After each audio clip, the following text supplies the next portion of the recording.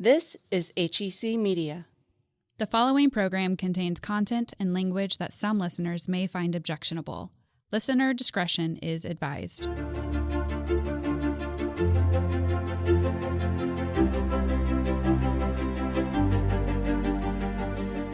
Welcome to Talking with Authors, a program dedicated to speaking with some of the best-selling authors around, covering many different genres.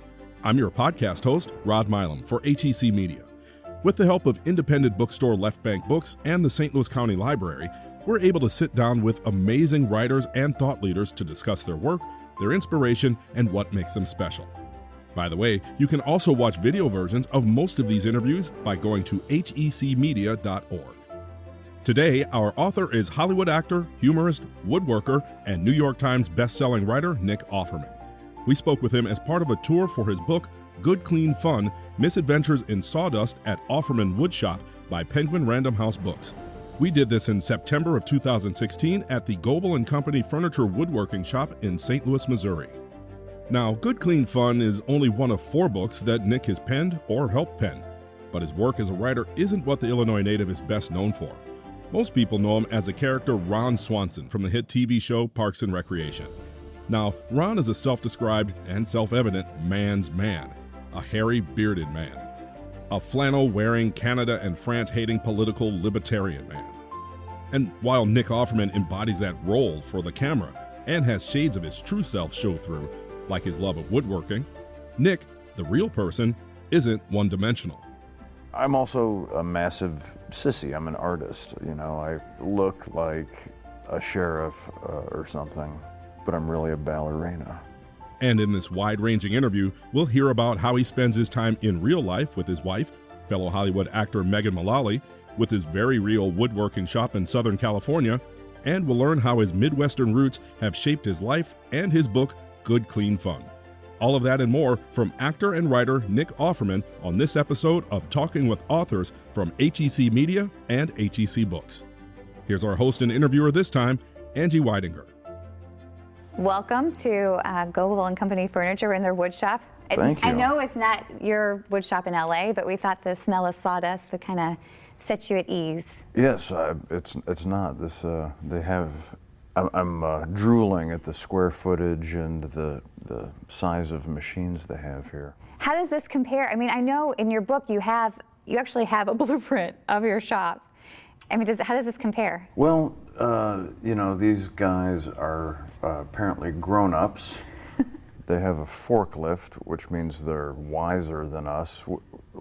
Someday when I herniate one more disc, then I'll get a forklift. So you're just heave-hoeing pure muscle stuff in, or how are you getting stuff into your shop? You get as many hands as you need, you know. Yeah. There are slabs that used to just require my brother and I that are now a 4-person slab as we age. But I feel like, you know, I'd like to move in next door to these guys and would get along very well, and I'd probably learn something every day from them. So what's great about your book is you have, I mean, there's part memoir in there, part tutorial, some pieces of wisdom from your sensei in it. But the tutorials go from a kazoo to a beautiful bed. I mean, it's the whole gamut, isn't it? It is. I mean, you know, somebody working at a shop like this probably already knows everything that's in my book, but the fun thing about woodworking books, and the reason I tried to make this one fun, is that I'll read books where I already know that I can make the projects in the book, but you always pick up, we all are goofy in a slightly different way, so you can usually pick up at least 3 or 4 new ideas where you're like, well, this fly was pissing me off, so I you know, sprayed a bunch of shellac on and my dad, you know, instead of using a wedge under a door, he installs hook and loops on his doors because he's old. He doesn't want to bend over and mess with a wedge. So just little farmer tricks like that, I always like picking up. Well, I'll say, I mean, I am not a woodworker, but all the men in my family, maybe, all the men in my family are, but I still enjoyed the book because of the stories that are in it with the people that you work with. What do you call them? That you call them your Teammates in Sawdust. Okay. Yeah. I call them a lot of things. That's one of the nicer things. Yeah, we generally refer to them as the elves because Elves. the world likes to think that not even that I'm making everything at the shop, but they actually like to think that it's my TV character making stuff at the shop, which of course is impossible. And I very openly always say, you know, like I was on Stephen Colbert the other night, and they say, Nick made us these coasters, and I said, actually, a fellow named Chris in my shop made those, and you know, it's my shop with people making stuff in it, Right. and they always cut that out because you know it's better showbiz. Right. That's the idea. Is we have these elves at the shop. I'm sitting here with you in St. Louis. They're making this stuff right now. And when you get to meet them in the book, and they have these great profiles by both you and them, and they seem really like funny, witty people. They're great. They're hand chosen. Very cool. Well, so you said something just a minute ago that I wanted to ask you about. I mean, you've been in so many movies, so many shows, and yet I think probably most people know you as Ron Swanson from Parks and Recreation. Or at least that's top of mind, probably. He's top two for sure. That or the George Lopez show. Right. Which is So a joke. So Ron Swanson, and I know a lot. I only did 8 of those, So that's probably not. you do the math. So Ron Swanson, though, I mean, there's a reason that people think that you are him, because a lot of who you are went into that character, right? Including the woodworking. Sure. And I portrayed him with this body and voice, and so that makes sense, you know. Because there's even the episode where you talk about the Yoda-like character, Christian Bexford. Sure. Who's in your book. He's in the book. So there's some parallels there. Yeah, I mean, it's, you know, I'm a real person living my complicated life. You know, Ron is a sort of superheroic comedy character written by brilliant Harvard writers.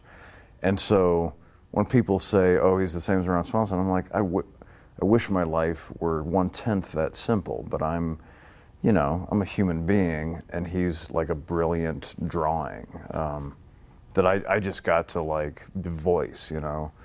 So even in the creation of him, I'm thrilled that I got to speak those lines. But you know, recently there's been a lot of talk in the election, and I was getting a lot of grief from people about who the character Ron would vote for, and instead of I would never deign to try and answer such things myself because I don't feel like he's my property.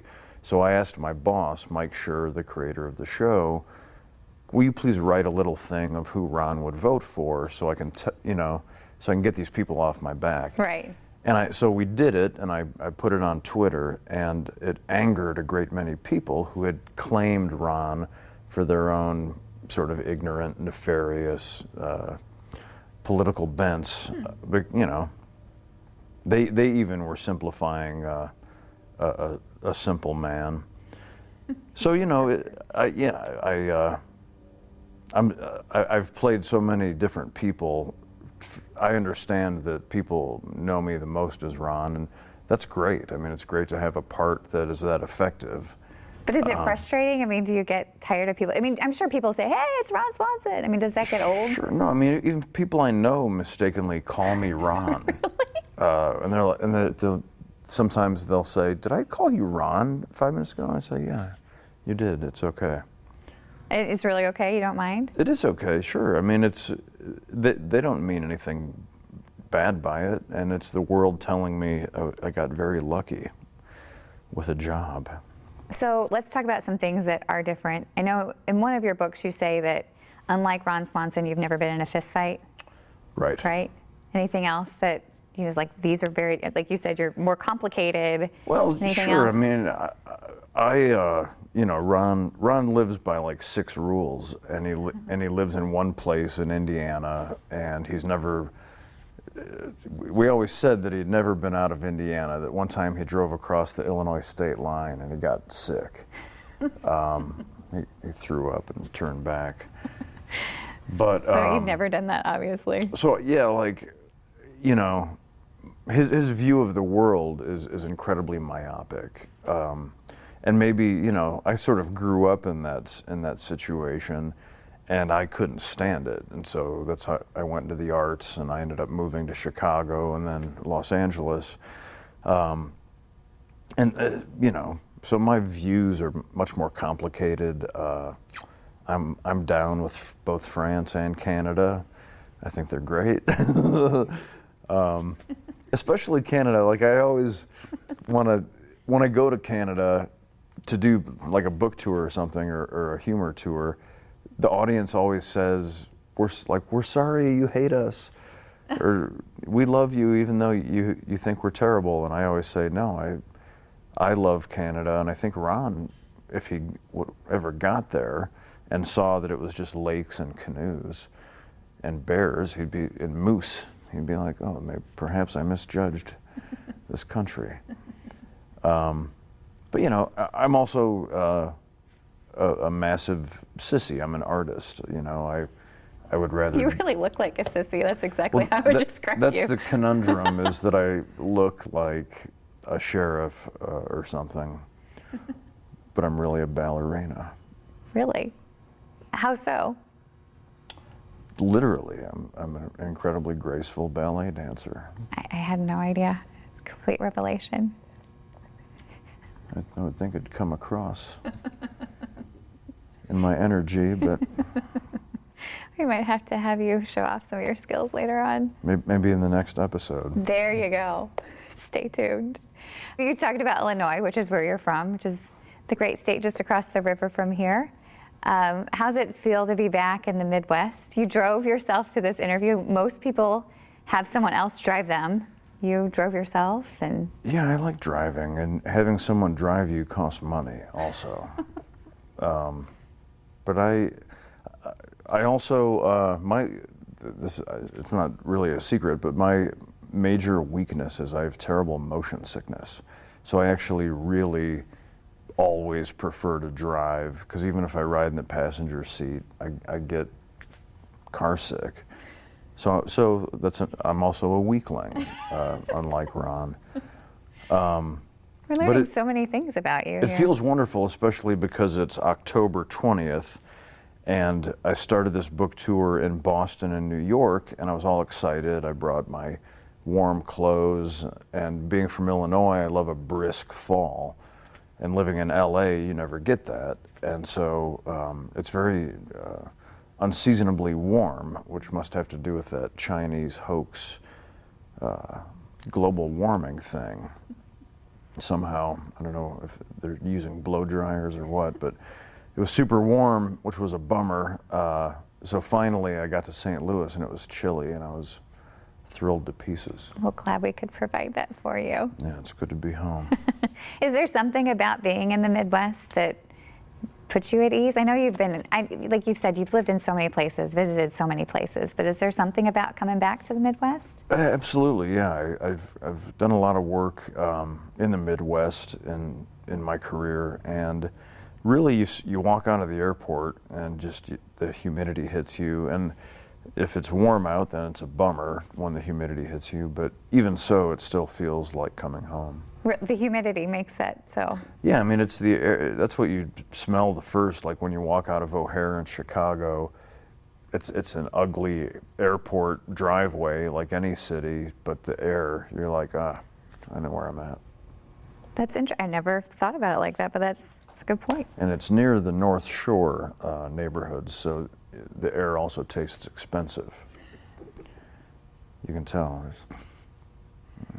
There's a Saks Fifth Avenue within 7 miles. Let's talk about why you wrote this book. So I heard somewhere or read somewhere that woodworking is what kind of centers you. It gets your head turned back straight, I think is what you said. And you were actually traveling a lot and doing a lot of work. I think you were doing a stage show with your wife, right? Mm-hmm. And you wanted to get back to the woodshop, is that right? Sure. I mean, in the last 2 years, we have spent 4 or 5 months touring a show together. I've spent a few months touring by myself, both doing comedy. And I did a play in Boston for 3 months. Last year, she was working in London and South Africa, and I was working in Calgary and Atlanta and touring the country. But we have a rule that we're never apart for longer than 2 weeks, which meant I was commuting quite arduously. And so we're having a good time. We're having a lot of fun doing these great jobs. But after a few years of that, we began to say, people would say, where do you guys live? And we'd say, well, we own property in Los Angeles, but we apparently live here in Budapest. And so, you know, not only was I missing the shop, I was just missing being at home. And I had the champagne problem that my career had gotten good enough. It's a weird conundrum because you're taking jobs that you could never imagine saying no to, and then after 8 of those, you think, oh, I'm going to have to start saying no to these offers I can't refuse if I want to see my home and my friends and my family. And part of that was, you know, we'd go back and forth to LA. It's not like we're gone for 3 solid years, and I always get to, you know, Megan gets mad because we get home and she just wants to chill out, but it's the first morning I'm up at 5 and like get to the shop and make sure everybody's taking good care of my chisels. And sometimes I get to be there for a few weeks and do some work. Yeah. Sometimes I'm there for a couple days, and so I just you know, I'm the administrator. Right. How's this going? And I have such a great crew because with modern technology, they're sending me pictures today of this big table we're doing, and I couldn't wait to see it when it got oil on it, and it finally did today. And so they're very good about keeping me involved even when I'm dancing around the country. But yeah, you know, it's not a cognitive thing like I need this percentage of woodshop, this percentage of theater, and so on. I naturally became an adult performing and working in a shop, and I can tell when my hands start getting too soft. I'm like, oh, geez, I'm going to turn into some sort of cognoscenti if I don't get back to my hammer. So you get updates from them all the time then on Sure, what they're working yeah. on. That's very cool. Yeah, and sometimes it's just, I mean, we're a family. I mean, so sometimes they just send me funny pictures. But and sometimes like a family, I have to bug them where I'm like, will you please, have you cut all that joinery yet? Can I please see it? So that I can give you a grade. Coming up in a moment, we'll hear more about the in-workshop and on-screen and stage work of Nick Offerman. Plus, what, if anything, he shares philosophically with his most famous on-screen character, Ron Swanson. We've been taught that shopping is something to do, like walking in a park or reading a book. And when you say that, what you're determining is we could spend our hard-earned money on something we don't need. We don't even know what we're going to purchase. And that's a place where Ron and I can stand on the same small piece of real estate and say that just seems really silly. That, and even what he thinks about the way forests and nature in the United States are being taken care of, when Talking with Authors continues from HEC Media.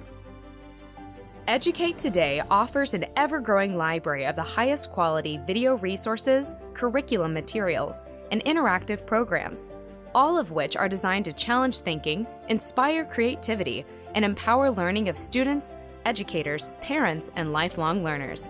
And you can find out more about all these programs by going online to educate.today. That's educate.today. Okay, so you spoke about when you get back home, and I know you've talked about how you guys are kind of not the typical Hollywood couple, red carpets, glitz, all those things. Like you really like to, you guys are homebodies, right? Sure. Read a good book, like reading good books. And while you're traveling, I mean, this is a show about books. What are you reading right now? I'm just finishing a great book that you guys would love called American Canopy by Eric Rutkow.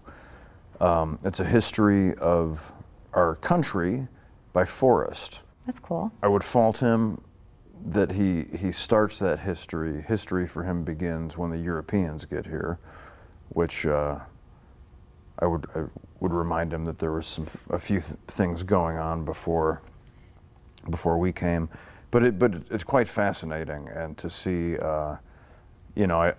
I'm relatively familiar with how we have voraciously raped this continent of its old growth forest, but getting the play-by-play was quite fascinating and very humanizing. I mean, my whole life when I see the lumber giant Weyerhaeuser on trains and ships and, stacks of lumber, I've always felt a similar emotion to seeing McDonald's or Monsanto, like this is a corporate giant that's responsible for denuding a lot of our continent.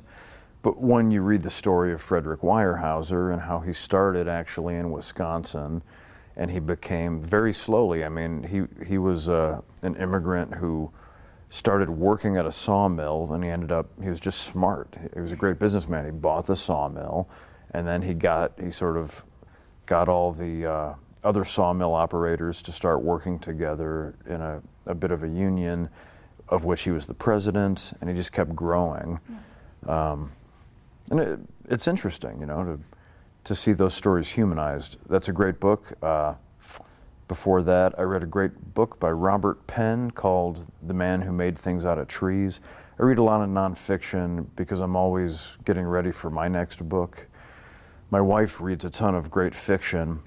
I just read George Saunders' new novel, which is coming out in February, called Lincoln and the Bardo. And I think it's going to explode the planet. It's a crazy masterpiece. I'm a massive fan of his, and I've also become buddies with him, which is a great good fortune for me. That's a glowing recommendation. But I'm telling you, he's created a new form of novel. Part of it reads a little like a play, but then part of it's a very clever new form of a novel, and it's so imaginative, as his short stories always are, incredibly funny, but then beautifully humanistic and empathetic, and my wife and I both were astonished by it. Awesome. Those are great recommendations. Thank you. And full disclosure, I'm on the audiobook also. Oh. So that's probably not as good.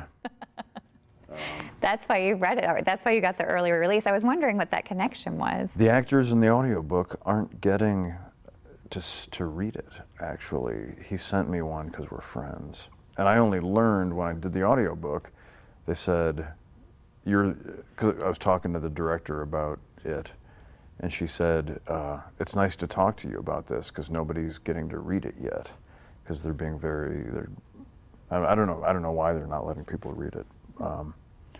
But I didn't realize that I was special until then. I want to ask you something that I started to ask at the beginning, and that was, I don't do woodworking, and yet I enjoyed this book in that you talk a lot about finding something that you can make with your hands. And even if I don't go into woodworking, that message rings true. And those stories that you have in your book with all the different artisans that you feature, talk about why that's so important, even talking about how if we each went home and made something, how much stronger our neighborhoods would be. Yeah, I mean, that's a thing. Like if you asked that question to Ron Swanson, he'd have 3 sentences that would be really true and incredibly funny. But that's the difference, is everything's much more complicated in real life. Right. And I grew up in this very simple, frugal, salt-of-the-earth family where we made a lot of stuff because that's how my folks grew up, but also because we didn't have a lot of money. And so we, I suppose, they were making cognitive choices to eschew the corporate consumerism that was, just starting to really creep in my childhood in the 70s and 80s. And then by the time I got into college and young adulthood, this shift happened where everyone around me could just go shopping for shoes all the time. Like my peer, I always found it so strange that my peers in the 90s would collect like different colors of tennis shoes. And I don't, at the time I found it upsetting, but now I just find it curious that, our society and a lot of the world is trying to ape us as quickly as possible because we sell them the idea that it's better. Right. We have this notion, and Wendell Berry talks about it in the favorite. I'll just paraphrase him because I can't beat it. And he says that since the Industrial Revolution, we've been sold this bill of goods that there's something better for us where we're not. And that's why all the young people leave the farms now, and the small farm has all but died, is because we're sold this notion that, well, you shouldn't have to stay in St. Louis and make furniture out of pieces of trees. You should go to New York City and work, strike it rich somehow so you can put your feet up on a piece of furniture somebody else had to sweat to make.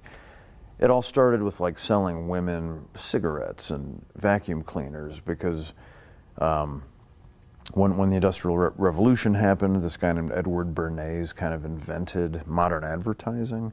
And there's all this great documentation about how they said we have to figure out, because of factories, we can now make way more stuff than we need, which is great, but how can we get these suckers to buy it? And so they created all of these slogans of and the first big test was an Easter parade where the tobacco lobby hired this guy, and he took pictures of these women smoking in a parade, which was absolutely verboten. And he put it in the paper and said, these women light up their torches of freedom in the Easter parade. And he knew that by making it patriotic, then people couldn't dispute it. But all the women saw it, and all he meant for them to see was that they had a phallus of their own. Like it was a very liberating moment in advertising. Of course, he didn't give it. Sex sells, right? Yeah. Not only sex, but the power of the phallus for women. Like, you two can wield a dick if you smoke cigarettes, and he's pretty open about that's what he was going for, and it worked like crazy. Like, women's tobacco sales went through the roof, and here we are. And my own little window of it is, and it's very complicated because I hate to just like badmouth IKEA or catalog furniture, but at the same time, I do think the things as somebody who likes the planet, I don't like a furniture company whose stuff is crappy and is more in the world of fashion, where like sometimes I've seen those catalogs. One thing that killed me was like, spring is just around the corner. Do you have your spring silverware, set ready? And I just thought, well, that's terrible that you're suckering people into buying more than one set of silverware. Not because I don't care how much silverware you have, it's because so much of that stuff ends up in a landfill. And we've been taught that shopping is something to do, like walking in a park or reading a book. Like, what should we do this weekend? Well, we could shop. And when you say that, what you're determining is we could spend our hard-earned money on something we don't need, that when we decide to go shopping, we don't even know what we're going to purchase. And that's a place where Ron and I can stand on the same small piece of real estate and say that just seems really silly.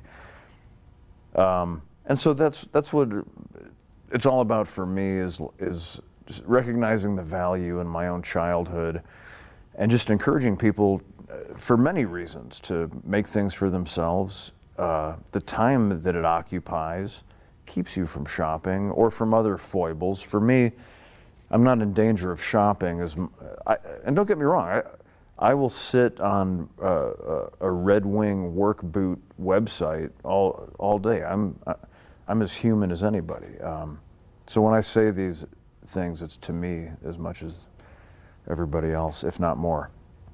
Because I also love to get drunk. I love to, when I was younger, I lost a couple weeks to video games. And thankfully, it happened in a concentrated way where I was able to say, that was terrible. I have nothing to show for these 2 weeks. It was incredibly enjoyable, and at the end of it, the score doesn't matter. It doesn't matter, you know. Yeah. It was just another form of masturbation, a dry sort of masturbation. I have become a bit of an evangelist for it, and it's my method for keeping us healthy and keeping us from becoming China, I suppose. That's actor and author Nick Offerman talking about his latest book, Good Clean Fun, Misadventures in Sawdust at Offerman Woodshop, from publisher Penguin Random House during our interview with him in September of 2016. If you love theater, musicals, and operas, and you'd like to hear reviews of the more than 150 St. Louis area productions that HEC Media covers each year, make sure you subscribe to Two on the Aisle, the podcast. Every 2 weeks, you'll get to hear the well-crafted takes on all sorts of stage performances by 25-year-plus reviewers Bob Wilcox and Jerry Kowarski.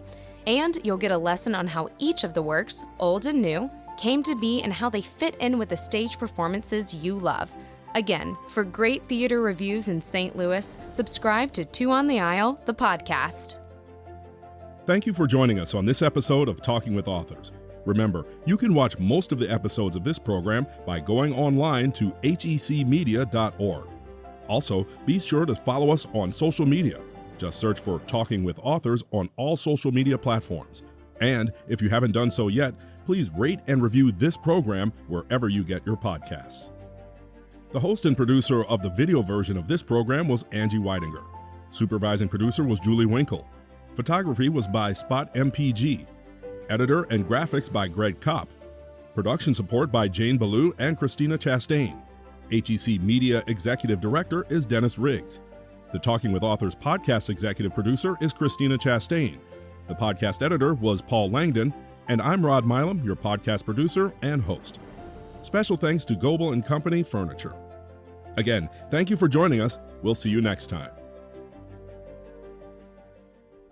This is HEC Media. Media. Media.